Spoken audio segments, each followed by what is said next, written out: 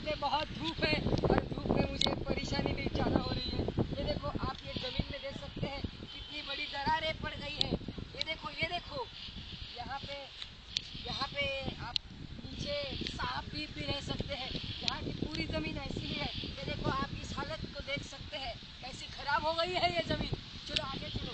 वो देखो मुझे बहुत बड़ा जंगल भी मिला है, वहाँ पे हरियाली भी है और मुझे उधर सिर छुपाने की भी जगह मिली है और मैं उधर ही जा रहा हूँ। अब चलो भाई आओ।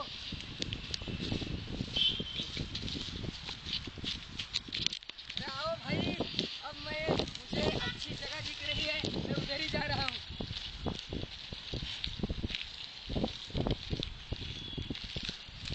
ये देखो यहाँ पे भी आप जमीन में ऐसी ही दरारें देख सकते हैं। अगर आपका पैर इसमें फंस जाए तो बड़ी परेशानी भी हो सकती है। यहाँ पे आपको पानी भी नहीं मिल सकता है। यहाँ किसी सांप या बिच्छू ने आपको काट लिया तो मुसीबत।